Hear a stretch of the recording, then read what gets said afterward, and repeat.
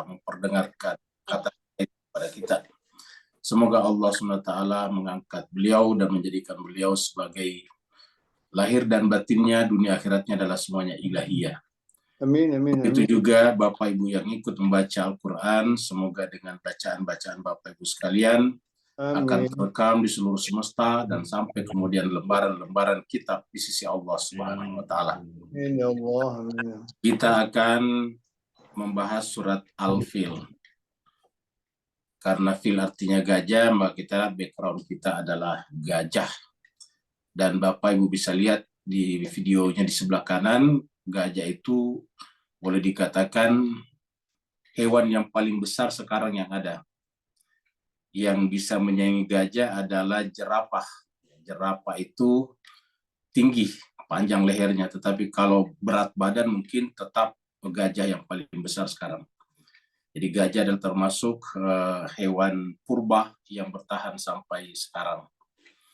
Jadi kita lihat besar dan kita tahu bahwa gajah inilah yang digunakan sebagai kendaraan perang oleh Abrahah, gubernur ataukah pemimpin Yaman pada saat itu yang berada di bawah protektorat ataukah di bawah kekuasaan daripada Romawi.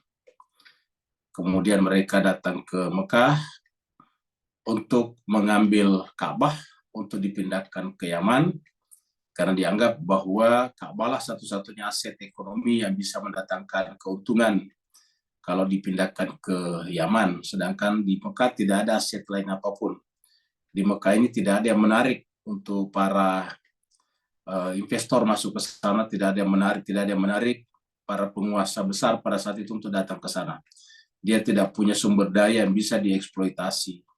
Maka satu-satunya adalah Ka'bah, karena sampai pada saat itu Ka'bah tetap menjadi pusat perhatian masyarakat Arab di sekitarnya untuk menunaikan ibadah haji dan umroh. Perlu kita sampaikan bahwa ibadah haji dan umroh itu dirintis kembali sejak zamannya Nabi Ibrahim, dan antara Nabi Muhammad kita lahir dengan Nabi Ibrahim selisihnya diperkirakan 2000-an sampai 3000-an tahun. Jadi lama sekali. Nah, sejak Nabi Ibrahim itu sudah menjadi kebiasaan, menjadi ibadah dan budaya orang-orang Arab di sekitarnya untuk berhaji dan umroh ke Mekah. Dan ini yang menyebabkan orang Mekah walaupun dia terisolasi tetap bisa hidup. Jadi orang Mekah boleh dikatakan sepanjang sejarahnya tidak pernah mereka kelaparan. Apa sebabnya? Karena di situ ada Ka'bah yang menjadi penarik orang datang. Kalau bahasa sekarangnya, penarik wisatawan spiritual datang ke sana untuk kemudian membawa uang, membawa bekal, sehingga kemudian mereka bisa hidup. Dari pelancong-pelancong inilah, dari peziarah-peziarah inilah, kemudian orang Mekah bisa hidup. Sehingga Mekah itu kan kita lihat berada di dalam batu cadas. Tidak ada sumber pendapatan yang memadai. Mereka ingin beternak, peternakannya juga mungkin hanya ala kadarnya. Tidak bisa besar. Kenapa? Tidak ada padang rumput yang luas. Jadi satu-satunya pendapatan mereka yang menyebabkan mereka bisa survive adalah Ka'bah. Jadi mereka tidak pernah kelaparan sepanjang masa. Jadi sejak zamannya Nabi Ibrahim datang ke sana tidak pernah kedengaran orang Mekah itu kelaparan. Karena di sana ada Ka'bah, ada Baitullah, dan juga di situ ada sumber air, Zam-Zam. Nah inilah yang kemudian menarik hati Abraha untuk datang ke sana dengan membawa pasukan bergajah. Kenapa gajah? Karena kita tahu ya membawa batu-batu itu kan pasti berat. Nah, inilah yang menyebabkan kita tampilkan gambar gajah di sini. Gajah ini dalam bahasa Arab Al-Fil, dan ini menjadi nama surat ini. Surat 105, surat Al-Fil. Gajah. Ini adalah turun di Mekah, lalu kemudian surat disebutlah surat Makkiyah, dan ini adalah jumlah ayatnya 5 ayat. Sebelum kita lanjut, kita sampaikan bahwa gajah ini menjadi sangat populer untuk tahun gajah. Karena begitu populernya peristiwa penyerangan Abraha terhadap Ka'bah disebut dengan tahun gajah. Kita tahu bahwa sebelum Nabi kita lahir, sistem penanggalan Qamariyah itu belum punya perhitungan, belum punya bilangan. Diketahui saja bahwa ini adalah Muharram, Safar, Rabiul Awal, cuma dihitung seperti itu. tapi jumlahnya berapa sekarang, tahun keberapa tidak ada. Kalau di Romawi pada saat itu kan mereka sudah menggunakan perhitungan. Jadi mereka sudah menggunakan perhitungan miladiah, namanya Syamsiah miladiah, yang dihitung sejak pada zaman Nabi Isa lahir. Ya, jadi sudah ada patokannya, sudah ada perhitungannya, sehingga kemudian bisa diketahui bahwa Nabi Muhammad lahir pada tahun 570 atau 571 Masehi misalnya. Tetapi tahun Komarianya diketahui tanggal 12 Rabiul Awal atau 17 Rabiul Awal. Tetapi tahunnya tidak ketahuan, tahun apa. Akhirnya kemudian tahun itu hanya dihitung berdasarkan peristiwa-peristiwa saja. Karena peristiwa pada saat itu adalah penyerangan kepada Ka'bah dengan menggunakan gajah disebut dengan tahun gajah. Ya, jadi tahun gajah. Bukan berarti bahwa masyarakat Arab mengenal Sio seperti ada di Cina ada tahun macan dan sebagainya, bukan. Tetapi tahun gajah ini murni karena kebetulan saja. Pada saat itu terjadi penyerangan kepada Ka'bah oleh Abraha dengan menggunakan gajah. Di Persia pada saat itu di timur sudah juga menggunakan penanggalan juga. Mereka menggunakan penanggalannya sendiri, yaitu penanggalan Persia. Nah, jadi yang belum ada pada saat itu adalah di Arab. Mereka sudah punya perhitungan bulan tadi, tetapi patokan tahunnya tidak ada, perhitungan tahunnya tidak ada. Nah, inilah yang menyebabkan pasukan bergajah atau tahun ini menjadi tahun penting karena dikenal dengan tahun gajah. Jadi kalau Nabi lahir, kalau baik kaitannya dengan bulan Komariah, ya biasa disebut 12 atau 17 Rabiul Awal, tahun gajah saja. Ya. Kalau Masehi kan jelas tanggal sekian Masehi. Ataukah tahun Masehi 570 atau 571. Nah, jemaah sekalian, maka ini yang menyebabkan gajah menjadi sangat terkenal di dalam tradisi Islam, dan kemudian diabadikan peristiwa ini dalam satu surat. 5 ayat, tapi boleh dikatakan 5 ayat ini telah mewakili peristiwa tersebut. Peristiwa di mana pasukan bergajah datang untuk mengambil Ka'bah. Mari kita masuk ke ayat 1 untuk menyaksikannya, dan kita masih melihat gajah-gajah berombongan di video ini. Nah, jadi Bapak bisa bayangkan kalau Abraha datang dengan pasukan bergajah. Kalau ini karena rombongan bergajah, kawanan gajah, ya tentu ada anak-anaknya. Tentu pada zaman Abraha, Bapak bisa bayangkan tentu tidak mungkin membawa anak gajah. Pasti yang dibawa adalah gajah-gajah yang besar, yang induknya seperti yang Bapak Ibu lihat ini. Yang besar-besar, yang gede-gede ini. Ya, yang kecil tentu tidak dibawa.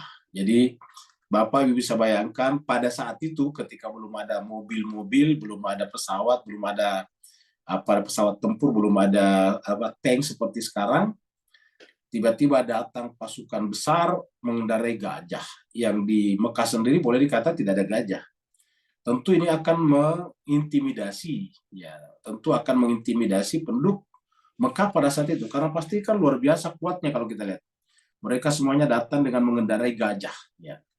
Dan orang Arab pada saat itu yang melihat gajah kan pasti heran juga, ini makhluk apa pula nih. Kupingnya besar, kemudian hidungnya panjang sekali. Nah, seperti itu. Nah, kemudian kalau kita lihat kulitnya itu sepertinya kalau dipanah itu tidak mungkin tembus kalau kita lihat. Ya, karena kulitnya ini sangat tebal, ya. Jadi menakutkan. Boleh dikata inilah pasukan perang yang paling menakutkan kalau kita lihat. Ya. Tentu pada saat itu disertai juga dengan kendaraan lain seperti kuda misalnya, onta misalnya. Tapi yang paling terkenal adalah gajah karena disebut dengan tahun gajah. Ya, sekarang kesimpulannya, jadi pada saat itu Abraha ini dari Yaman datang mengepung Ka'bah atas perintah pusat Romawi di Turki sekarang, Konstantinopel. Lalu kemudian datang ke sana untuk mengambil Ka'bah. Setelah Abraha mengepung Ka'bah, maksudnya mengepung dari sisi pintu masuknya Mekah, karena kan Mekah otomatis terbentengi oleh gunung-gunung batu cadas hitam. Bapak Ibu yang sudah pernah umroh dan haji pasti tahu persis. Jadi yang namanya Mekah itu lembah, di dalamnya itu lembah, di luarnya itu seperti dinding-dinding batu cadas yang besar, yang disebut dengan gunung-gunung batu cadas itu. Dan pintu masuknya hanya ada 1 atau 2. Jadi pintu masuk ke sana itu tidak banyak. Nah, pintu masuk itu telah dikepung oleh Abraha. Jadi orang Mekah tidak bisa keluar lagi. Mau keluar kemana? Pintu keluarnya nggak bisa. Sudah ditutup. Untuk Selain daripada itu dia harus nanjak ke atas gunung Batu Cadas. Dan itu hanya bisa jalan untuk jalan kaki saja, bawa kendaraan tentu tidak mungkin, kuda dan sebagainya. Nah, setelah mereka kepung, lalu kemudian untuk memenuhi kebutuhan Abraha, selain mereka membawa juga logistik, terkadang juga mengambil hewan-hewan ternak apa ala kadarnya yang ada pada saat itu, termasuk mengumpulkan kambing-kambing, domba-domba yang menjadi milik orang Mekah pada saat itu.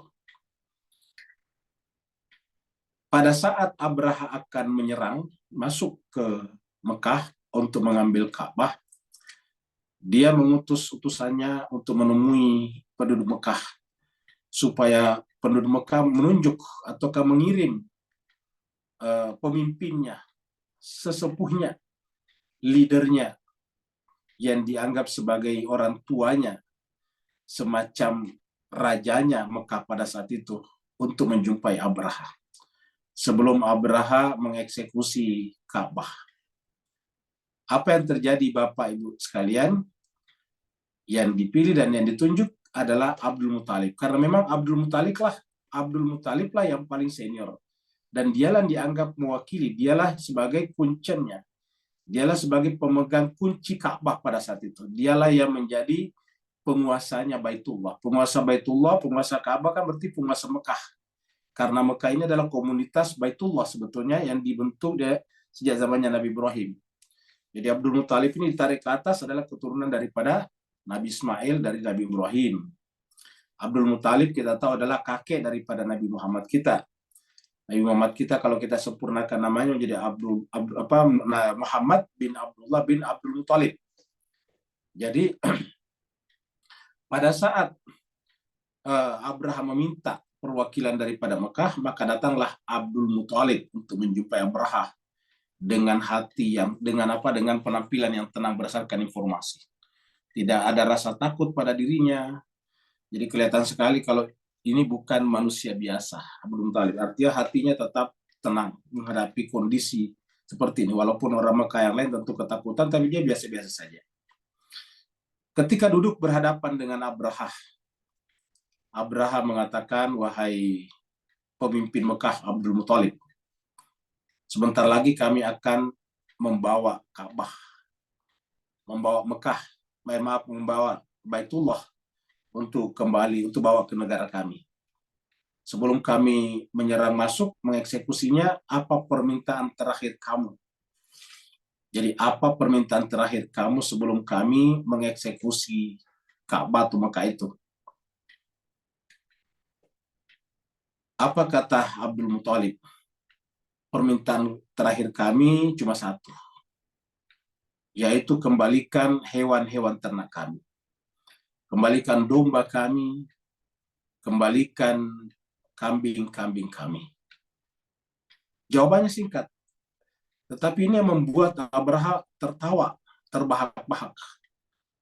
Apa sebabnya? Karena tak terbayangkan pemimpin besar ini datang cuma sekedar meminta kambingnya dilepaskan, dombanya dilepaskan, yang ditahan, disita oleh Abraha. Tertawa terbahak-bahak.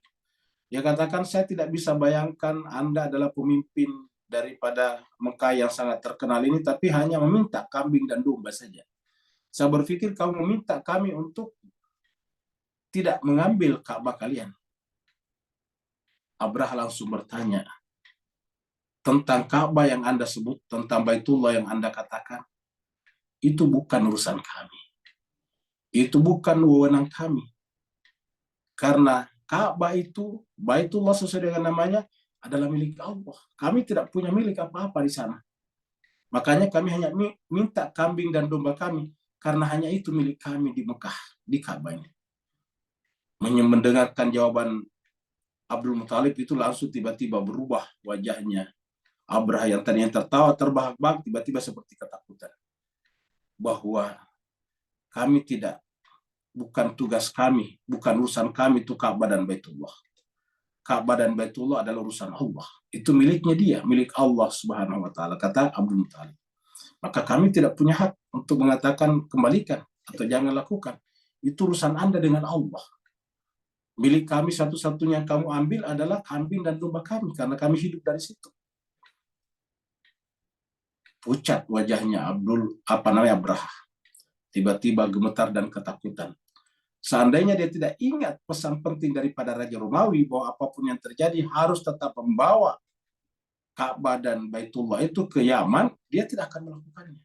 Karena begitu diceritakan, begitu ketakutannya Abraham mendengarkan jawaban Abdul Muthalib yang tadinya dia tertawakan. Dan ternyata dia rasakan ada getaran. Ini bukan milik kami. Ka'bah itu bukan urusan kami. Bukan tugas kami, itu Allah yang punya. Namanya saja Baitullah, rumah Allah. Bukan rumah kami. Maka kalau kamu mengambilnya, ya kamu berurusan dengan Allah. Abdul Muthalib menjawabnya dengan tenang. Ini adalah jawaban orang-orang yang di dalam hatinya tidak ada apapun selain daripada Allah. Ini juga menjelaskan kepada kita bahwa Nabi Muhammad kita itu berasal dari keturunan suci sebetulnya. Karena seperti dalam Al-Quran namanya Nabi itu pasti keturunan suci. Dia pasti berasal dari orang-orang tua, zuriat daripada orang suci. Seperti mana misalnya kita lihat Nabi Isa dari seorang wanita suci. Maryam juga dari seorang wanita suci dan seorang ayah suci. Dia berikan dalam Al-Quran, Imran dan istrinya Imran, Imratu Imranah. Nabi Muhammad kita tidak mungkin. Bahkan bisa dipastikan lebih mulia daripada keturunan daripada Nabi Isa dan nabi-nabi yang lain. Dan ini kita lihat dari jawaban Abdul Muthalib. Sehingga apa yang terjadi setelah itu, menurut riwayat, maka kemudian Abraha memberikan yang diminta oleh Abdul Muthalib. Lalu kemudian karena mengingat tugas yang dibebankan kepadanya oleh Raja Romawi, dia tetap menyerang Ka'bah. Tetapi apa yang terjadi kemudian? Yang terjadi adalah tiba-tiba ketika sesaat pada saat akan menyerang Ka'bah, tiba-tiba datang rombongan burung-burung yang banyak sekali menyerang mereka semuanya. Allah SWT berfirman, A'udzubillahi minasyaitonirrajim, Bismillahirrahmanirrahim. Alam tara kaifah. Alam tara kaifah. Ini kata-kata alam tara kaifah dalam Al-Quran tidak banyak, hanya ada kurang lebih tiga ayat yang berbunyi alam tara kaifah. Di dalam Al-Quran ada kata ara'aita, jadi ada bentuk positifnya. Ini bentuk negatif, lam ini kan tidak. Ada juga ara'aita. Ara'aita atau afara'aita. Kalau di sini alam tara kaifah. Ya, alam tara. Kalau ara'aita itu adalah bentuk madi. Kalau ini tara bentuk mudhari. Ara'aita atau afara'aita itu ada dalam Al-Quran. Seperti ara'aita alladzi yukadzibu bidin, nanti kita ketemu di surat Al-Maun. Itu ara'aita alladzi. Ra'aita itu adalah bentuk madi daripada tara. Ya. Jadi alam tara, karena di dalam ini adalah mudhari. Alam tara ini bentuk negatifnya. Ya, alam tara kaifa. Belumkah engkau melihat? Kira-kira begitulah kalau kita terjemahkan. Belumkah engkau memperhatikan? Atau apakah engkau tidak memperhatikan? Kaifa bagaimana? Jadi kata-kata alam tara kaifa, ini alam tara kaifa ini dalam Al-Quran itu 3 kali disebutkan paling tidak. Ya, di beberapa ayat yang tersebar. Kita lihat misalnya di sini. Ini surat Al-Fajr. Ini surat Al-Fajr, surat yang ke-89. Ya. Ayatnya berbunyi, alam tara kaifa fa'ala rabbuka bi'adin. Ini kata-kata alam tara kaifa. Apakah engkau tidak memperhatikan atau belumkah engkau memperhatikan? Kaifa bagaimana fa'ala rabbuka. Kaifa bagaimana fa'ala rabbuka. Tuhanmu berbuat kepada adin kaum Ad. Ya. Jadi ini adalah kalau tadi tentara bergajah, jadi jauh sebelumnya itu sudah terjadi kejadian di mana Allah berbuat kepada orang-orang durhaka seperti ini adalah kaum Ad. Kaum Ad ini adalah umatnya Nabi Hud. Alam tara kaifa fa'ala rabbuka bi'adin iramazatil imad. Yaitu kaum Iram yang telah memiliki kemajuan peradaban yang besar pada saat itu. Kata-kata imad memiliki tiang-tiang artinya mereka sudah bisa bikin bangunan-bangunan yang tinggi untuk ukuran pada saat itu. Yang mereka pahat dari batu-batu. Iramazatil imad. Allati lam yukhlaq mithluha fil bilad. Ini adalah peradaban pertama. Ini adalah konstruksi dan arsitektur pertama. Kenapa? Karena allati lam yukhlaq, yang belum pernah dibangun misluha seperti itu sebelumnya. Kata sebelumnya kita ambil dari sini, belum pernah dibangun sebelumnya. Fil bilad, di negara manapun. Fil bilad, di negara manapun. Jadi ini adalah bangunan tinggi yang mendahului Babilonia, juga mendahului piramida di Mesir. Karena kita tahu Mesir itu zamannya Nabi Musa, jauh di belakang. Babilonia zamannya Nabi Ibrahim, masih jauh di belakang. Kaum Ad ini adalah di atasnya, sebelumnya lebih tua daripada Nabi Ibrahim. Sebelum Nabi Ibrahim ada kaum yang besar yang dihancurkan, itu kaum Samud, kaumnya Nabi Saleh. Jadi tentu jarak antara kaum Samud dengan Nabi Ibrahim jauh. Kemudian di atasnya kaum Samud, kaumnya Nabi Saleh, masih ada kaum, yaitu kaum Ad yang dibicarakan di sini. Alam tara kaifa fa'ala rabbuka bi'adin. Kaum Ad. Jadi ini adalah kaum yang jauh lebih tua lagi. Tapi mereka sudah memiliki yang disebut dengan imad, bangunan-bangunan yang tinggi. Tetapi apa yang terjadi? Akhirnya kemudian hancur juga. Jadi ini yang dikatakan, apakah kau tidak memperhatikan? Ya. Ini Allah juga menggunakan kata alam tara kaifa berkaitan dengan kalimatan thayyibatan. Jadi kalau kita lihat alam tara kaifa fa'ala rabbuka bi ashabil fil. Lalu kemudian di sini alam tara kaifa fa'ala rabbuka bi adin. Jadi ashabul fil adalah orang yang durhaka kepada Baitullah, dan terutama di sana Abdul Muthalib, kakenda tercinta daripada Nabi kita. Lalu kemudian Allah bertanya di dalam surat Ibrahim ini. Alam tara kaifa, apakah engkau tidak memperhatikan bagaimana daraballahu masalan, Allah membuat perumpamaan kalimatan thayyibatan, kalimat yang suci, kasyajaratin thayyibatin, seperti pohon yang suci juga, asluha thabitun, yang akarnya kokoh ke dalam bumi, wa far'uha, dan cabang-cabangnya, ranting-rantingnya, dahan-dahannya rindang ke langit, wa far'uha fis sama. Nah, jadi artinya perumpamaan di sini ketika Allah bertanya alam tara kaifa, kalau kita lihat urut-urut, seakan-akan Allah mengatakan begini. Apakah engkau tidak memperhatikan bagaimana Allah memperlakukan tentara bergajah? Yaitu karena dia durhaka kepada Baitullah, kepada orang suci pada saat itu, yaitu Abdul Muthalib. Kemudian alam tara kaifa fa'ala rabbuka bi'adin, kepada kaum Ad. Apakah engkau tidak memperhatikan bagaimana Tuhanmu berbuat kepada kaum Ad? Kenapa? Karena mereka durhaka kepada manusia suci pada saat itu, yaitu Nabi Hud. Jadi ini yang dikatakan penyebabnya mereka adalah karena mereka telah menentang yang disebut dengan kalimatan thayyibatan, yang diumpamakan seperti kasyajaratin thayyibatin, yang tidak bisa dilawan sebetulnya. Kita nanti bisa membuat tipu muslihat untuk menghancurkannya, tapi tidak akan pernah bisa. Dia akan semakin lama semakin membesar. Karena dia seperti cahaya Allah, nurullah.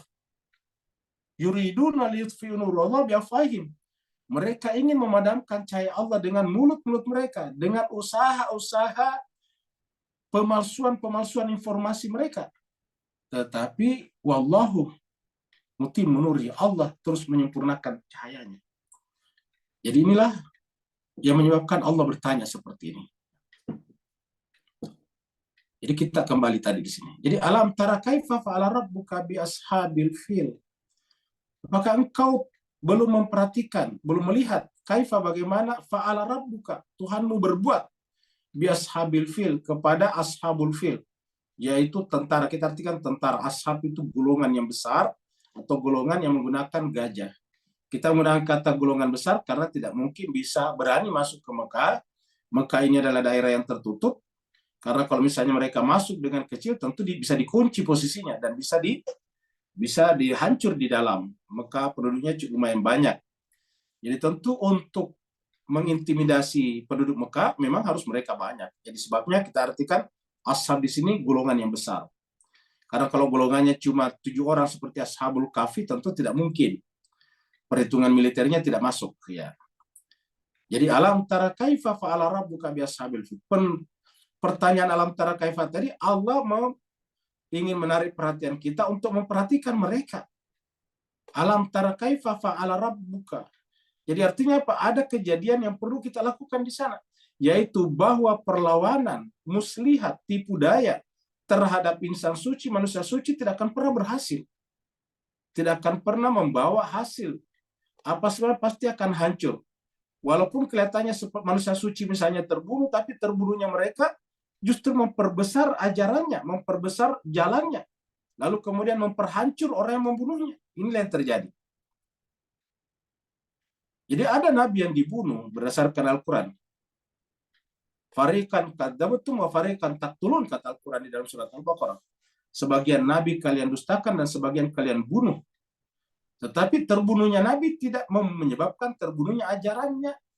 Justru seperti dikatakan tadi, terbunuhnya para nabi, terbunuhnya manusia suci, darah-darah mereka, perjuangan mereka, keringat perjuangan mereka justru menjadi pupuk, menjadi air yang menyirami tanaman-tanaman cahaya berikutnya. Sehingga logikanya semakin ke belakang sini, semakin besar. Jadi tidak pernah ada upaya untuk menghancurkan seperti ini berhasil. Selalu hanya akan mempercepat kehancuran para perusak dan penyerang seperti itu. Jadi Allah bertanya inilah, alam tara kaifa fa'ala rabbuka bi ashabil fil. Ini adalah kemudian mereka membuat tipu muslihat, ya. Jadi mereka membuat tipu muslihat. Jadi ini kita bikinkan ilustrasi tipu muslihat untuk menghancurkan Ka'bah. Sudah gajah dikasih seperti nilai namanya kita muslihat, karena gajah tadi terutama untuk mengintimidasi orang Mekah supaya takut, dan kemudian juga untuk mengangkat nanti batu-batu Ka'bah yang besar itu. Alam yaj'al kaidahum fi tadlil. Alam yaj'al kaidahum. Alam, bukankah ataukah apakah tidak yaj'al kaidahum. Jadi masih kelanjutannya tadi, alam tara kaifa fa'ala rabbuka bi ashabil fil. Alam yaj'al kaidahum, bukankah Allah Tuhanmu itu telah menjadikan kaidahum. Kaid itu adalah tipu muslihat. Kaidah itu adalah tipu muslihat. Alam yaj'al kaidahum fi tadlil. Dalil kesesatan artinya tidak berlaku. Jadi sesat itu tidak berlaku. Maka di sini diartikan sia-sia. Jadi alam tara kaifa fa'ala rabbuka bi ashabil fil, yang terjadi di sana apa? Upaya pengerahan tentara, logistik dengan berbagai macam kecanggihan pada saat itu semuanya menjadi sia-sia, tidak mendatangkan hasil. Alam yaj'al kaidahum fi tadlil. Jadi Allah bertanya kepada kita, alam tara kaifa fa'ala rabbuka bi ashabil fil.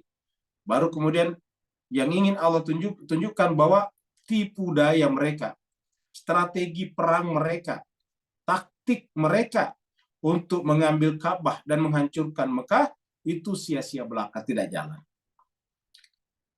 Jadi pelajaran kita ambil dari tempat ini bahwa yang namanya orang-orang arogan, yang namanya penguasa, imperialisme, kolonialisme, seperti yang terjadi pada Israel sekarang terhadap Palestina, itu akan terus ada. Tetapi Allah menyampaikan kita melalui ayat ini bahwa upaya-upaya tipu daya orang seperti itu selalu sia-sia. Pada akhirnya akan sia-sia. Itulah sebabnya ada beberapa ilmuwan di Iran misalnya menulis bahwa Israel itu adalah negara imajinasi, karena pada saatnya akan runtuh seperti pasir. Ya. Apa sebabnya? Karena di sekitarnya tidak menerimanya. Apalagi dibangun di atas darah dan milik orang lain. Yang seperti ini tidak pernah berhasil.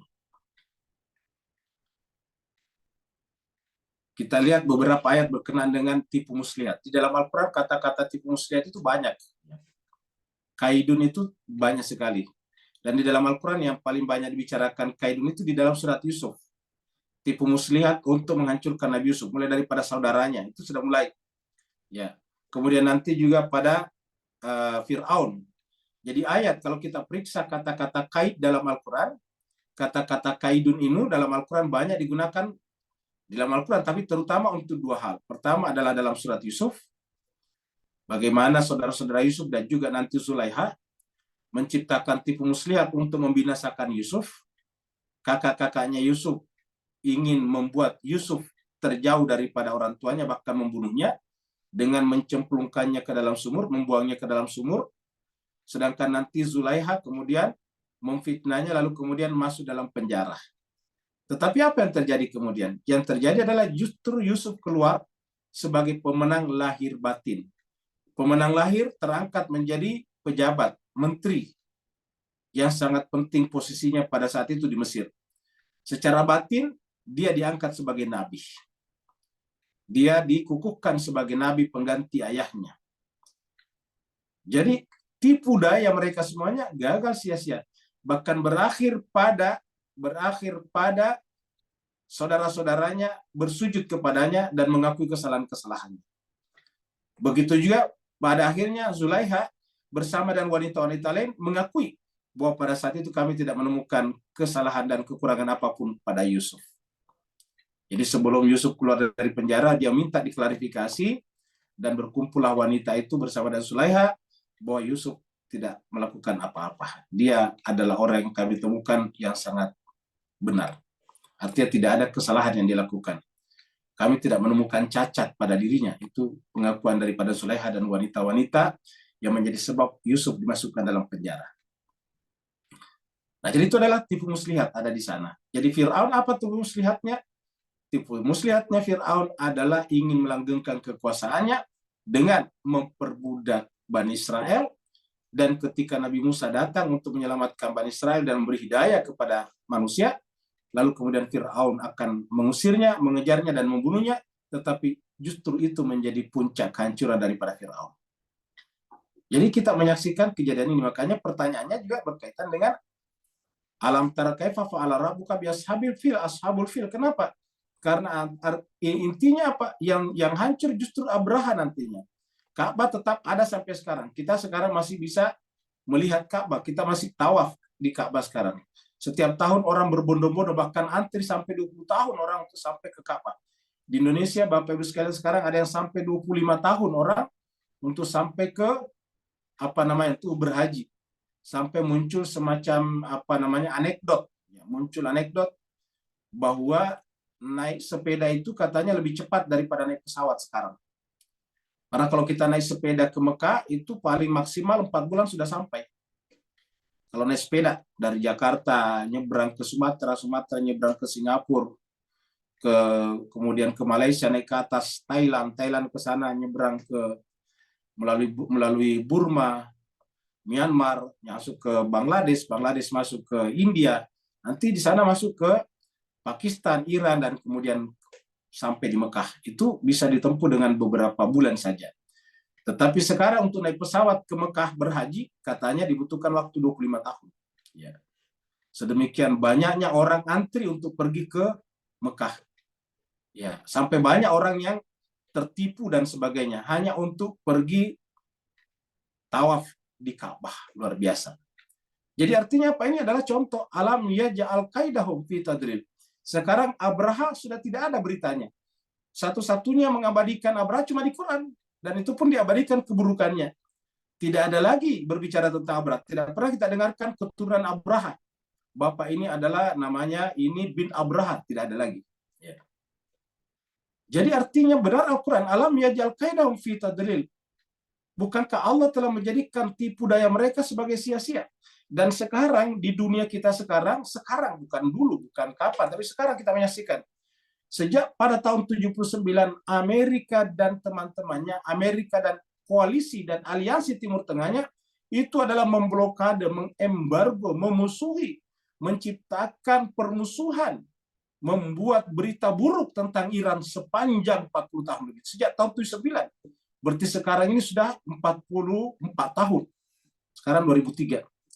Tetapi apa yang terjadi? Bapak Ibu sekalian rajin mengikuti berita, justru Amerika sekarang berada di ambang kehancuran. Penduduknya di dalam banyak yang mengalami homeless. Banyak yang hancur karena narkoba misalnya. Sekarang dolarnya semakin ditinggalkan, utangnya menggunung Amerika. Tapi Iran tetap aja semakin menikmati kemajuannya. Padahal yang diembargo, yang diblokade, yang ditutup pada Iran, aksesnya semuanya ditutup.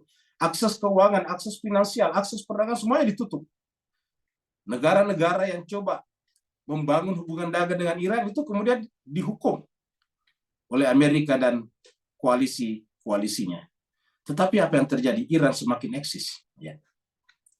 Ini juga menunjukkan kepada kita sampai sekarang. Ya. Jadi Allah mengatakan alam tara kaifa fa'ala rabbuka bi ashabil fil alam yajal kaidahum fi tadlil. Tipu muslihat mereka pasti akan sia-sia. Ya. Kita lihat lagi misalnya di sini surat An-Nisa. Allah berfirman, alladzina amanu, orang-orang beriman itu yuqatiluna fi sabilillah. Kalau orang beriman itu berjuangnya di jalan Allah. Apa itu jalan Allah? Menyelamatkan kemanusiaan, mengembangkan perdamaian. Jadi berperangnya umat Islam ketika perdamaian diganggu, ketika kemanusiaan diinjak-injak. Walladzina kafaru, sebaliknya orang-orang yang kafaru tertutup hatinya, yuqatiluna fi sabilit taghut. Mereka justru berjuang berperang di jalan takut, hawa nafsu, arogansi saja. Maka apa kata Allah? Faqatilu, maka perangilah aulia asyaiton. Jadi siapa saja yang berperang, mengekspansi, memperluas kekuasaan, entah kekuasaan geografis ataupun kekuasaan politik, kekuasaan finansial, maka itu adalah tagut, itu adalah arogansi, itu adalah ego dengan menginjak-injak negara orang lain. Faqatilu aulia asyaiton, maka perangilah pemimpinnya syaitan. Jadi disebut syaitan oleh Allah. Dan Allah mengatakan inna kaidah syaitan. Ini kaidun ini tadi mas kalian. Ini sama dengan di sini. Ya, lihat ini kaid. Alam yajal kaidahum. Allah mengatakan inna kaidah syaitani. Sesungguhnya tipu muslihat, tipu daya syaitan itu karena daifat, lemah sebetulnya. Jadi inilah yang menyebabkan kenapa bangsa Iran tetap tenang. Pemimpin Iran kalau kita lihat di embargo, di fitnah macam-macam lah. Kalau kita lihat itu di YouTube, kita lihat itu di berita-berita, itu luar biasa fitnahan terhadap pemimpin Iran, luar biasa. Padahal tidak melakukan apa-apa. Dan yang fitnahnya siapa? Sebagian umat Islam kita. Sebagian umat Islam juga yang melakukan fitnahan itu. Tapi apakah ini melemahkan Iran? Tidak. Yang terjadi justru sebaliknya. Negara-negara yang berkonspirasi dengan Amerika melemahkan Iran justru semakin lemah posisi tawar-menawar politik dan ekonominya sekarang. Seperti kata Al-Quran, inna kaidah syaitani kana dha'ifa. Sesungguhnya tipu daya syaitan itu adalah lemah sebetulnya. Tetapi kita sendiri yang berada pada kebenaran, ya benar-benar harus konsisten dengan kebenaran, berpegang teguh pada kebenaran. Dan nanti kita lihat. Ya. Baru kemudian kita lihat surat Yusuf. Kita sampaikan tadi surat Yusuf. Ya. Ketika Nabi Yusuf menyampaikan mimpinya kepada ayahnya yang melihat bintang, melihat ada bintang, ada matahari, rembulan, ya. Sujud kepadanya. Lalu kemudian ayahnya mengatakan kepadanya, qala ya bunayya, wahai anakku, wahai putraku, la taqsus ru'yaka, kamu jangan menceritakan mimpimu itu ala ikhwatika, kepada saudara-saudaramu. Apa sebabnya? Fayakidu laka kaida. Karena nanti mereka akan membuat tipu daya. Fayakidu laka, membuat tipu daya kepadamu dengan tipu daya yang sebenar-benarnya menurut mereka. Fayakidu laka kaida. Inna syaitan, sama tadi, sungguhnya syaitan. Jadi setiap pihak yang membuat tipu daya untuk membinasakan orang lain itu syaitan sebetulnya. Entah negara, entah orang per orang, entah kelompok, siapa saja yang berusaha untuk membinasakan, menghancurkan komunitas lain, orang lain, atau ingin menghancurkan nilai-nilai kemanusiaan, maka pada dasarnya telah menjadi syaitan. Inna syaitan, dan sungguhnya syaitan itu lil insan, kepada kemanusiaan. Makanya siapa saja yang menjadi lawan kemanusiaan adalah syaitan. Inna syaitan lil insan aduwwum mubin, musuh yang nyata bagimu. Jadi syaitan itu musuh yang nyata bagimu. Bagi apa? Bagi kemanusiaan. Aduh, musuh yang nyata bagi apa? Kemanusiaan. Jadi kita lihat kemanusiaan versus syaitan. Jadi siapa saja yang tidak sejalan dengan kemanusiaan, syaitan, berdasarkan ayat ini. Insan kita artikan humanism. Ya, kemanusiaan. Sedangkan syaitan adalah anti kemanusiaan. Jadi ini tidak bisa ketemu. Kalau dia anti kemanusiaan, pasti syaitan. Kalau dia kemanusiaan, pasti bukan syaitan. Dan ini kemanusiaan pasti saling bahu-membahu, walaupun berbeda agama dan negara. Bahu-membahu untuk apa? Untuk menegaskan kemanusiaan. Apa di antara kemanusiaan itu? Di antara kemanusiaan adalah kebebasan. Nah, sekarang tidak ada kebebasan di tingkat politik global kaitannya dengan negara-negara. Ya, apa sebabnya? Contohnya, orang di Eropa tidak bisa mengkritik Israel. Begitu mengkritik Israel, bisa hilang. Untuk mengkritik saja bahwa korban Holocaust itu tidak sampai 6 juta, itu tidak bisa. Itu tidak boleh, itu harga mati kalau di sana. Jadi tidak ada kebebasan. Ya. Amerika dianggap sebagai kampiun terdepan di dalam teknologi yang advance. Tapi apa yang terjadi? Yang paling menghalang-halangi sekarang munculnya cryptocurrency dengan teknologi blockchain-nya adalah Amerika di antaranya. Jadi artinya apa? Tidak ada kebebasan kalau sudah menyinggung hegemoni dan togut mereka, kekuasaan mereka. Apa sebabnya? Tuhan mengatakan, kalau berkaitan dengan kemanusiaan, gampang. Begitu dia melawannya, syaitan. Inilah yang menyebabkan Imam Khomeini berani menyebut negara manapun yang melawan kemanusiaan, dia adalah syaitan. Inna syaitana lil insani aduwwum mubin. Siapa saja. Ini kata apa namanya Nabi Yakub kepada putranya.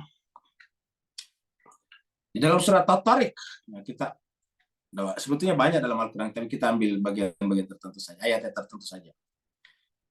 Surat At-Tariq ini surat 86, ayatnya 15 dan 16. Innahum yakiduna kaida.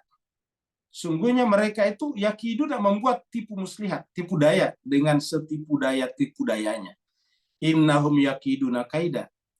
Wa akidu kan, tapi apa kata Allah? Jangan khawatir, kira-kira begitulah. Wahai hamba-hambaku pecinta kemanusiaan, jangan khawatir. Aku pun membuat tipu daya kepada mereka. Jadi kalau mereka membuat yakiduna kaida, ini pengulangan di sini menunjukkan taukid, yakiduna kaida, membuat tipu daya dengan tipu daya yang sempurna menurut mereka, Allah mengatakan akidu kaida, aku pun membuat tipu daya yang sempurna. Dan kalau sempurna menurut mereka, pasti tidak benar, karena yang sempurna hanya Allah. Wa akidu kaida. Ya. Famahilil kafirina amhilhum ru'aida. Famahil. Jadi bagi kita yang melihat kejahatan-kejahatan seperti ini, apa kata Allah? Famahilil kafirin.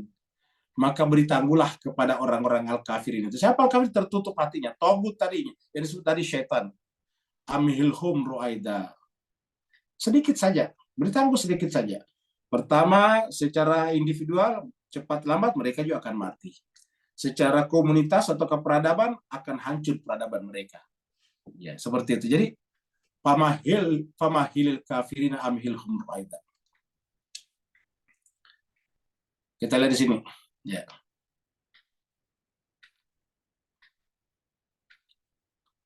Falamma ja'ahum bil haqqi min indina qalu tulu abna'a alladzina. Ini adalah cerita Fir'aun, ini ceritanya yang membuat juga tipu daya juga nih.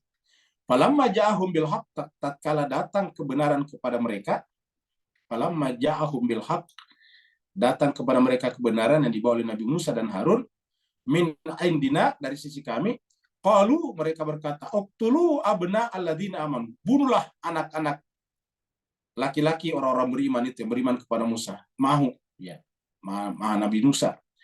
Wastahyu nisa'ahum, tetapi biarkan hidup wanita-wanita mereka. Wa ma kaidul kafirina illa fi dhalal. Tapi Allah mengatakan apa? Itu tipu muslihatnya Fir'aun. Dan tadi Allah mengatakan wa akidu kaida. Dan Allah mengatakan wa ma kaidul kafirina illa fi dhalalin. Dan tiadalah tipu dayanya orang-orang kafir itu, orang tertutup hatinya itu, kecuali hanyalah kesia-siaan saja. Fi dhalalin kita artinya kesia-siaan. Tidak akan bermakna apa-apa. Ya. Maka Fir'aun mengatakan, qala Fir'aun zaruni aqtul Musa. Bayangkan dia berkata begitu.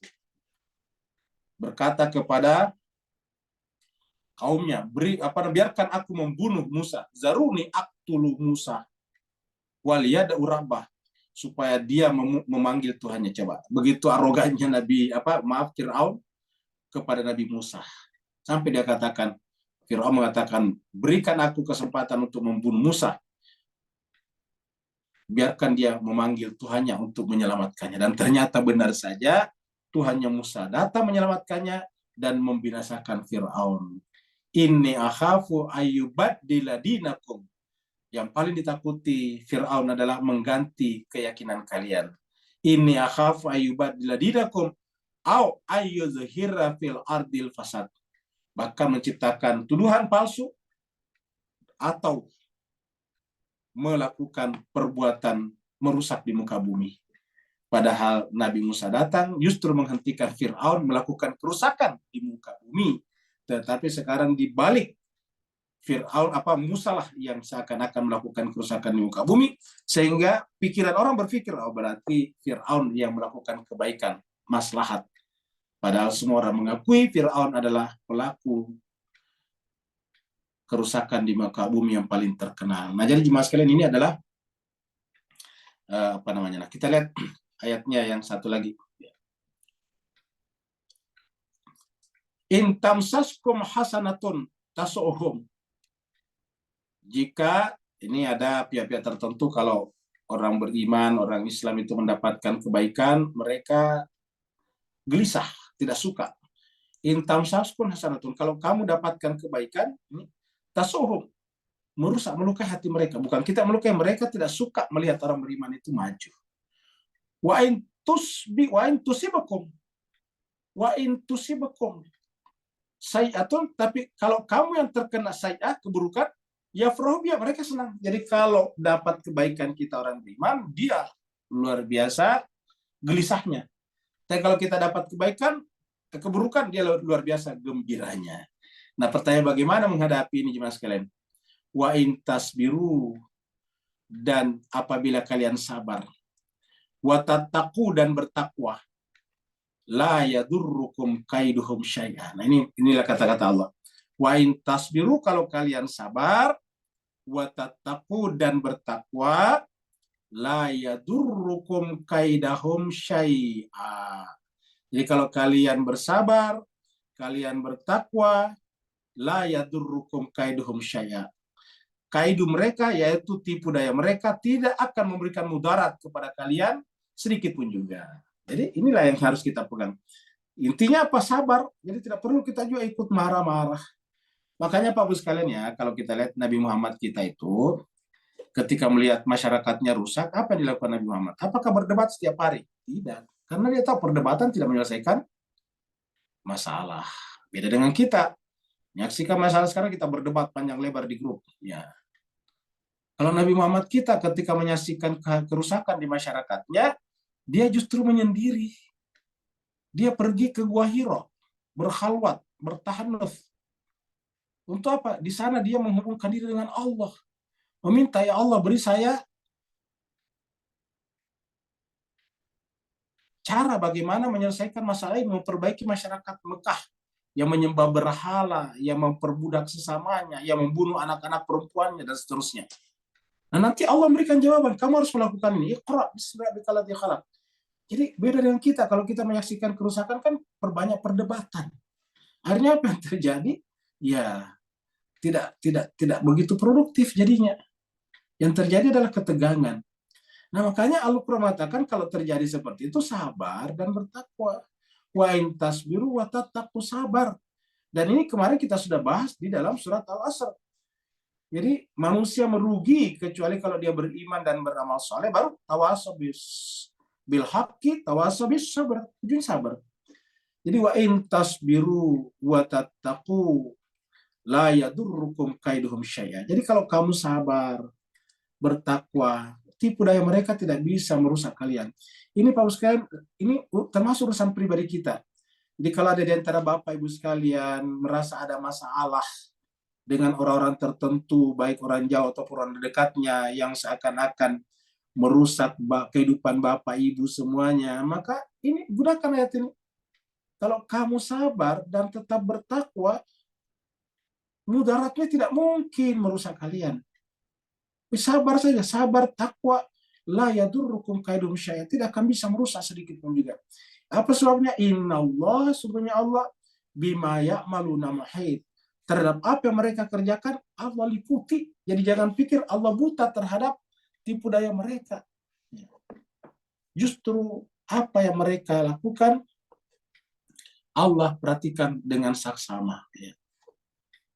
Sekarang kita teruskan lagi ya. Jadi kita kembali ke sini. Jadi alam ya ja'al kaidahum fi tadlil. Jadi kita sudah lihat bagaimana tipu daya mereka itu bisa sia-sia.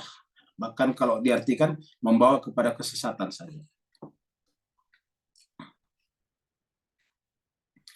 Ini adalah burung, karena kita berikutnya bicara tentang toir ababil, ya, burung ababil. Jadi yang namanya burung, Pak sekalian, itu memang punya karakter apa? Untuk bergerombol-gerombol, untuk berjamaah. Ya. Jadi kalau burung itu punya karakter berjamaah, bukan hanya burung, tapi semua makhluk. Semut saja kita lihat, ya, bergerombol.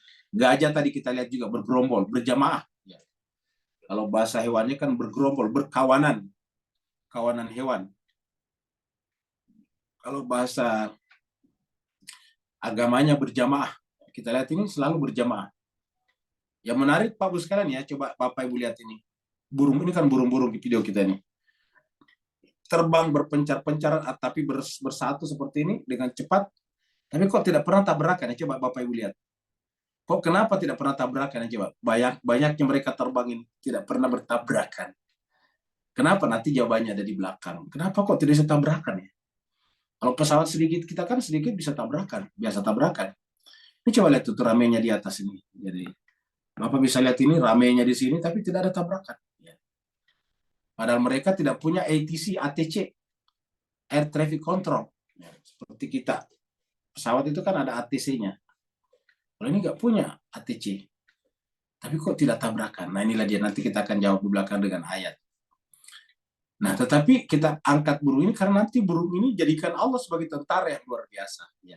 Yang kemudian tentara bergajah tadi yang begitu besar, Abraha yang begitu bermulut besar, yang mentertawai Abdul Muthalib kakeknya Nabi dengan tertawa terbahak-bahak, tetapi kemudian dia dilumat oleh burung-burung kecil seperti ini. Ya. Wa arsala alaihim tairan ababil. Dia Allah sekedar mengutus apa? Yaitu toiran. Ini adalah burung saja yang diutus kepada mereka. Ingat, makanya burung di sini adalah rasul. Kok bisa kita arsalah? Arsalah itu adalah mengutus, mengirim. Berarti ini kan kiriman rasul. Seperti kalau Allah menyebut rasul kan arsalah juga. Walladzi arsala. Ya. Walladzi arsala. Ya. Rasulahu. Walladzi arsala rasulahu bil huda wa dinil haq, itu menggunakan arsalah. Jadi dialah yang mengutus alaihim kepada mereka. Siapa himnya mereka? Yaitu ashabul fil, toiran, burung ababil. Jadi burung ababil. Ada mengatakan burung ini burungnya ababil, bukan nama burungnya, tetapi kondisinya tadi yang berbondong-bondong. Jadi bukan nama burungnya ini, tetapi keadaannya yang berbondong-bondong. Tadi burung itu bergerombol-gerombol tadi, berbondong-bondong. Jadi namanya burung itu bergerombol-gerombol. Jadi Allah mengutus kepada mereka burung bergerombol-gerombol. Sekarang kita ada perang seperti Ukraina, kirim pesawat saja tidak selesai-selesai sampai sekarang. Ya. Padahal itu pesawat kan, satu pesawat bisa triliunan harganya. Tapi Allah menyelesaikan urusan Abraha dengan burung-burung saja, luar biasa. Warsal alaihim tairan ababil. Nah pertanyaannya kok kenapa bisa? Kenapa bisa? Warsal alaihim tairan ababil. Sebelum kita jawab kenapa bisa, kita lihat dulu ayat berikutnya. Bahwa satu burung itu cuma melempari mereka dengan batu kecil. Coba lihat lagi perbuatan burung di sini. Ini adalah contoh lagi burung. Kalau dia menyerang, coba perhatikan Pak sekalian. Kalau dia menyerang bersama-sama, lihat nih. Nah, ini kayaknya menyerang bersama-sama seperti ini. Nah, dia bisa membuat formasi yang berbeda-beda. Dan lagi-lagi kita lihat tidak tabrakan. Luar biasa kan coba sekalian. Ya. Jadi hanya burung ini aja yang dikirim Allah kepada Abraha. Dan Abraha pada saat itu tidak punya cara, strategi bagaimana mengatasinya. Pokoknya tidak terpikirkan.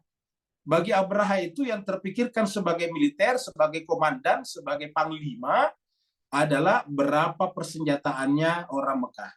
Berapa personilnya, kira-kira penduduk Mekah itu berapa.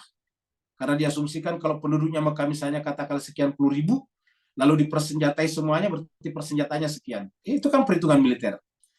Dia kira-kira menyerangnya dari mana? Dia Abraha datang dengan kejutan, tiba-tiba menutup pintu masuk ke Mekah, sehingga orang Mekah tidak bisa keluar. Satu. Yang kedua, caranya adalah diblokade. Orang Mekah dilemahkan dengan cara apa? Tidak dikasih makanan. Maka ditahan, disita kambing-kambingnya, domba-dombanya, sumber makanannya. Bagi Abraha dengan cara seperti itu melumpuhkan Mekah.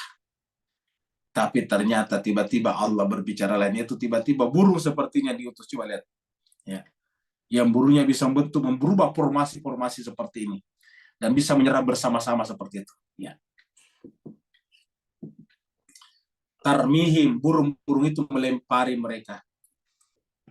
Tarmihim, burung itu melempari mereka. Bihijaratin, dengan hijar itu batu-batu. Dengan batu-batu min sijil, dari sijil yang panas, ya, min sijil, dari sijil kita artikan dengan tanah yang panas terbakar. Jadi batu-batu kecil, ya, jadi disebutnya dengan tanah yang terbakar. Jadi bihijaratin min sijil, batu-batu, tanah-tanah yang terbakar. Bapak sekalian, pada saat itu mungkin orang belum mengenal yang namanya batu bara. Ya. Jadi belum mengenal namanya batu bara, sekarang kita sudah mengenal batu bara. Jadi memang ada batu yang namanya batu bara, batu yang bisa membara. Tapi apakah itu batu bara? Walau alam, intinya adalah bihijaratin min sijil. Burung-burung itu melempari tentara bergajah itu dengan tanah-tanah atau batu-batu yang panas membara. Kenapa kok bisa terjadi seperti itu? Kita lihat dulu jemaah sekalian ayatnya terkaitan dengan sijil nih.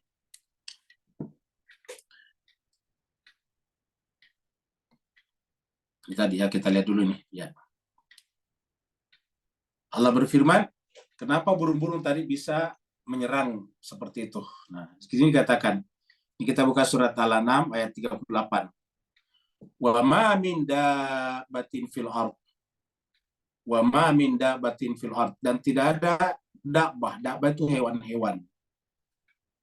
Biasanya diartikan hewan melata. Wa ma min dabbatin fil ard, tidak ada satupun hewan melata di muka bumi. Wala ta'irin, dan juga jenis-jenis burung unggas, ya, burung-burung, ya. Fil ardi, di muka bumi, wala ta'irin, dan juga burung-burung. Jadi hewan-hewan melata, dan disebutkan secara khusus wala ta'irin, burung-burung. Yatiru, yang burung-burung ini terbang. Bijanahaihi, dengan kedua sayapnya. Yatiru itu terbang, ya. Makanya tempat lapangan terbang itu namanya al-matar. Ta'irin yatiru, burung-burung yang terbang. Bijana haihi, dengan dua sayapnya. Illa, kecuali umamun, dia adalah umat-umat amsalukum, seperti kita. Perhatikan kalau sekalian umat. Maka kita lihat tadi, kok bisa bikin formasi seperti itu, bergerak ke kanan, bergerak ke kiri, kok seragam. Nah, ternyata ada imamnya juga. Kenapa? Dari mana kita tahu imamnya? Umat. Yang namanya umat itu harus ada imamnya. Makanya tidak ada orang tidak punya imam. Yang ada adalah mengikuti imam yang benarkah atau imam yang salahkah. Dan di akhirat nantinya kita semuanya dipanggil berdasarkan imam kita. Yauma nad'u kullu nasin bi imamihim. Pada saat itu kami akan memanggil seluruh kelompok manusia bi imamihim. Ya. Jadi wala ta'irin yatiru bi janahaihi illa umamun, kecuali bahwa hewan itu ataupun burung-burung itu adalah umat-umat amsalukum, seperti kalian. Ya. Ternyata ada pemimpinnya juga. Dan kemudian bisa ditugaskan oleh Allah tadi untuk membawa senjata biologis yang disebut dengan sijil. Jadi kita saja artikan sijil itu senjata biologis yang Allah persenjatakan kepada burung-burung itu. Sekarang manusia belum bisa membuat benda terbang sekecil burung seperti tadi. Yang ada sekarang masih drone masih lumayan besar, lebih besar daripada burung. Jadi illa umamun amsalukum ma farratna fil kitab. Tidak ada satupun yang kami tinggalkan di dalam Alkitab. Artinya semuanya min syai', sesuatu pun. Jadi tidak ada yang luput dari kitab suci. Itulah sebabnya berkali-kali kita katakan di sini bahwa Al-Quran ini mencakup segala-galanya. Tidak ada satu unsur, tidak ada satu hal, tidak ada satu entitas baik yang kita sudah pikirkan ataupun yang kita belum pikirkan, yang terindrai ataupun yang tidak terindrai, lahir ataupun batin, yang luput daripada Al-Quran. Itulah sebabnya kalau kita tahu ilmu Al-Quran, berarti tahu ilmu tentang rahasia segala sesuatu. Kenapa? Ma farratna fil kitabi min syai', termasuk urusan burung-burung yang berumam tadi, dan juga dabbah tadi fil ard. Ma farratna fil kitabi min syai', summa ila rabbihim yuhsyarun. Kemudian kepada Tuhan mereka lah nanti akan dikumpulkan semuanya. Jadi tidak ada satupun yang luput.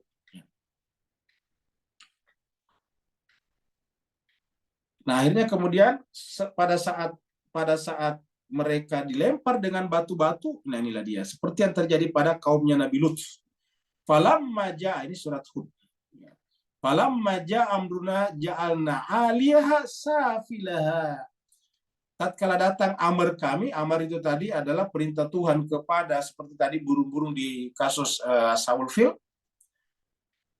Falamma ja'a amruna, tatkala amar kami sudah datang, ja'alna, kami jadikan, aliyaha safilaha, yang di atas jadi di bawah, maksudnya jungkir balik. Yang atap tadinya jadi lantai, yang lantai tiba-tiba terbalik ke atas. Pokoknya jungkir balik semuanya. Bisa juga yang tadinya kelasnya atas tiba-tiba menjadi di bawah. Semuanya menjadi terbolak-balik. Alias safila wa amtarna, dan kami hujani mereka. Amtar itu kami hujan. Wa amtarna, kami hujani mereka, alaiha, kepada mereka, hijaratan, batu-batu, min sijil, sama tadi. Warsalalaihim toiran ababil bihijaratin min sijil. Jadi mereka diutuskan kepadanya burung-burung tadi kalau dia Ashabul Fil, lalu kemudian dengan burung itu melempari mereka, tarmihim bihijaratin min sijil. Di sana dikatakan tarmihim. Kalau sini kami hujani mereka, amtarna alaiha hijaratan min sijil, sama kasusnya. Jadi artinya sijil ini, senjata biologisnya Allah ini bukan pertama kali digunakan pada saat Ashabul Fil, tentara bergajah, tapi ini sudah digunakan pada umat sebelumnya. Amtarna alaiha sijaratan min sijil mandud, dengan bertubi-tubi, artinya dengan berkelanjutan, continuous, tidak pernah berhenti. Nah, sehingga kaumnya Lut ini adalah hancur. Jadi inilah caranya Allah menghancurkan orang yang durhaka. Jadi kalau ada orang sekarang yang mengembang-embangkan perbuatan-perbuatan seperti dosa besar, memperjuangkan LGBT, kita harus menolaknya. Kalau kita tidak menolaknya, minimal dengan hati kita. Itulah iman yang paling lemah. Tetapi pada saat yang sama, tidak perlu juga kita murka, marah, sampai melakukan kejahatan yang lain. Membunuh mereka dan sebagainya. Kita menolak perbuatan itu. Tapi kita berusaha untuk memberikan petunjuk, berdiskusi dengan pelakunya, supaya mereka bisa tahu bahwa ternyata itu adalah tidak tepat. Nah, apa sebabnya, jangan sekalian? Di luar kemampuan kita itu Tuhan yang bekerja. Seperti dalam ayat ini. Wa amtarna alaiha hijaratan min sijil. Jadi mirip tadi dengan kata-kata ini. Tarmihim bihijaratin min sijil. Allah melempari mereka dengan batu-batu min sijil yang panas, membara dan membakar. Lalu kemudian apa yang terjadi? Mereka seperti, mohon maaf yang tidak suka melihat ulat ya, kita angkat ini karena ayat terakhir adalah ulat. Jadi jemaah sekalian, ya di dalam Al-Quran pun ulat pun disebut ya, ulat. Ulat ini kan cikal bakal kupu-kupu. Makanya Bapak Ibu lihat ini warnanya bagus, nanti kupu-kupu menjadi indah. Ya, sudah kelihatan tuh batik-batiknya, batik kupu-kupunya. Nah, jadi lihatlah, ini daun yang dimakan ulat. Lihat ini Pak Bos sekalian. Inilah daun yang dimakan ulat. Ya, coba lihat itu. Kalau kita lihat di sini, ini bolong, lubang, ini semuanya hancur. Ini lagi dimakan ini. Ya, beginilah. Ya. Jadi ini adalah contoh daun yang dimakan oleh ulat.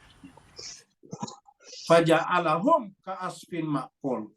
Setelah Allah melempari mereka melalui burung-burung itu yang disebut dengan tijara min sijil, batu yang membawa sijil, api yang panas, faja'alahum, maka Allah menjadikan mereka seperti asfin, daun-daun ma'kul yang dimakan ulat.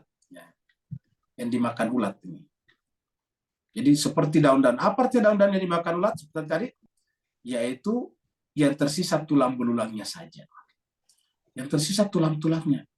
Kalau dimakan kambing, ya daun-daunnya kan habis. Kalau daun yang dimakan kambing, ya habis. Tidak ada yang tersisa. Tapi kalau dimakan ulat, ada kerangkanya tadi, seperti kita lihat ulat memakannya. Jadi tiba-tiba seperti daun yang dimakan ulat, yang tersisa hanya tulang belulangnya saja.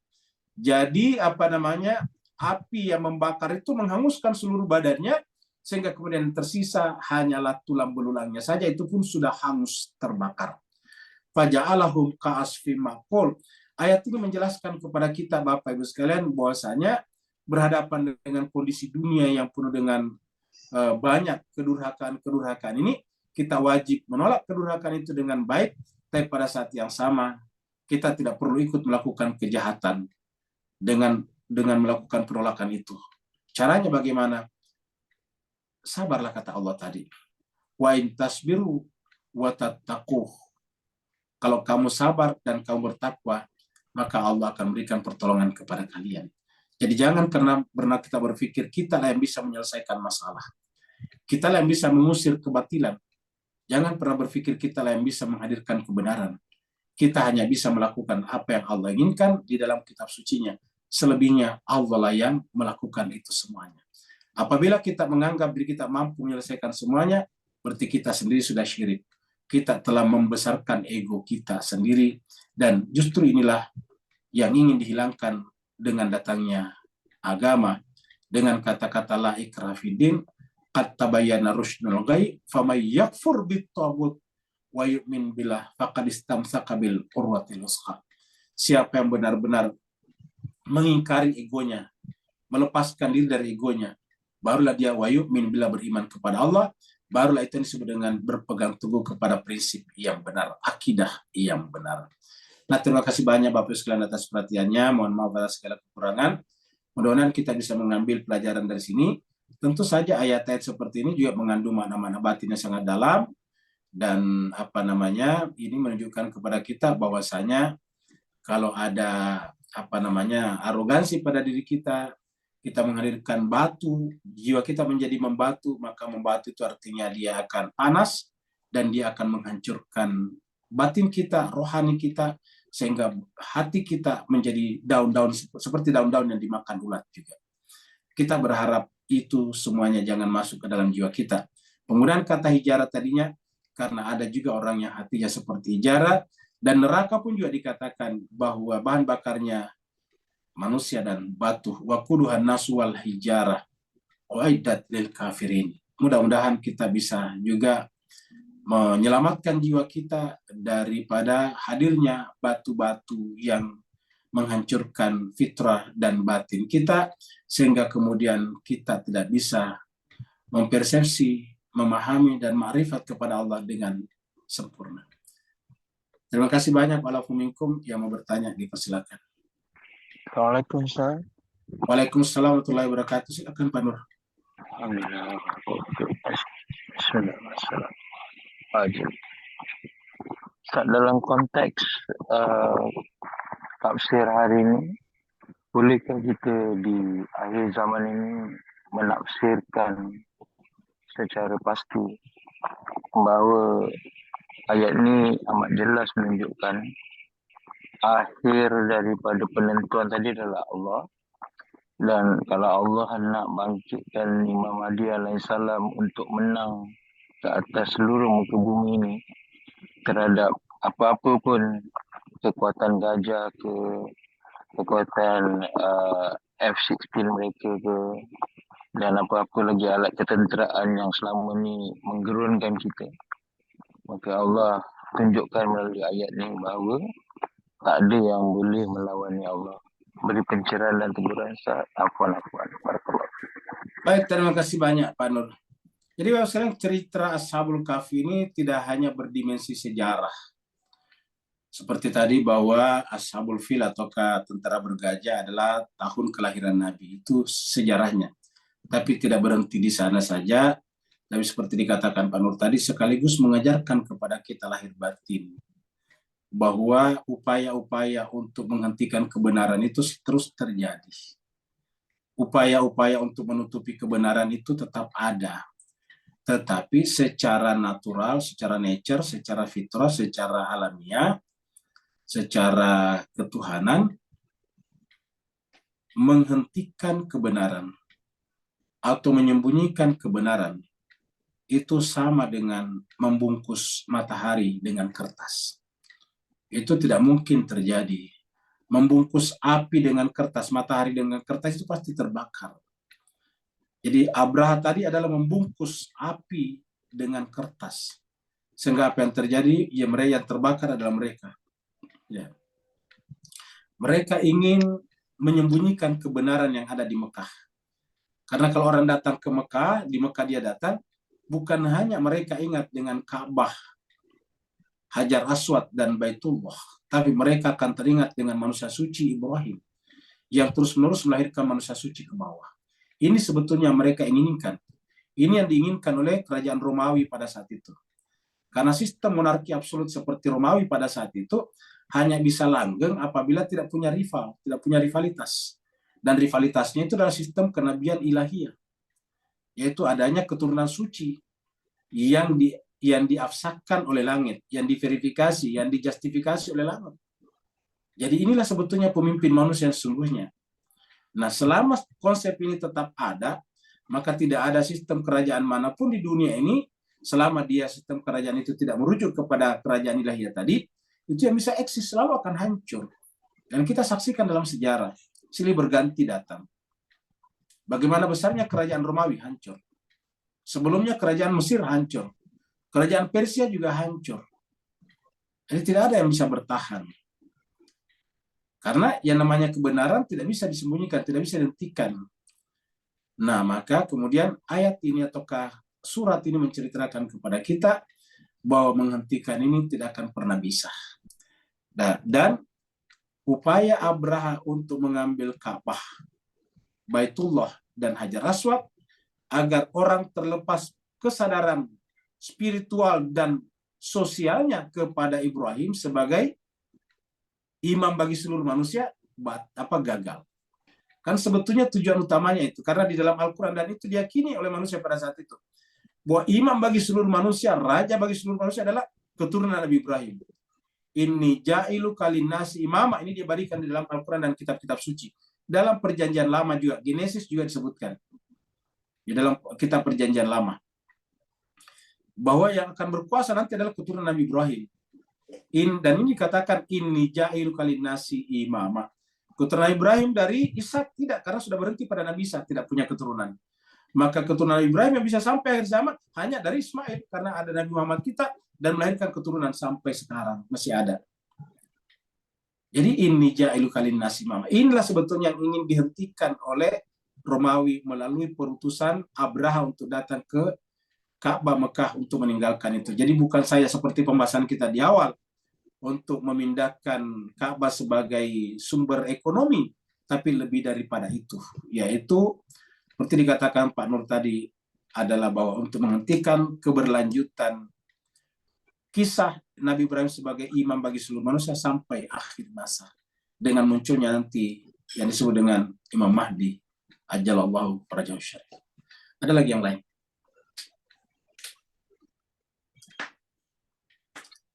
Kalau tidak ada Pak sekalian, berarti kita akhiri sampai di sini dan kita berdoa dan berharap semoga Allah memberikan kepada kita kepahaman bahwa di dalam menghadapi dunia penuh dengan onak dan duri ini, marilah kita mendahulukan akal sehat dan kita selalu sabar dan bertakwa supaya kita jangan terseret oleh debat-debat ataukah pertengkaran-pertengkaran di media sosial atau dimanapun juga, sehingga kita kemudian melakukan kejahatan yang sama.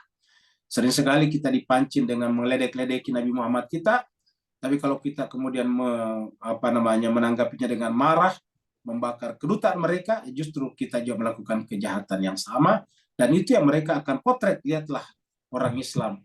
Memang orang Islam itu gampang marah, emosional, sumbu pendek, sehingga kemudian melakukan juga kejahatan. Jadi akhirnya yang muncul ke permukaan bukan Israel yang melakukan kejahatan terhadap orang Palestina, tetapi yang digembar-gemborkan adalah orang Islam yang melakukan kejahatan.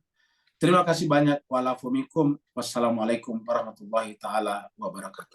Waalaikumsalam.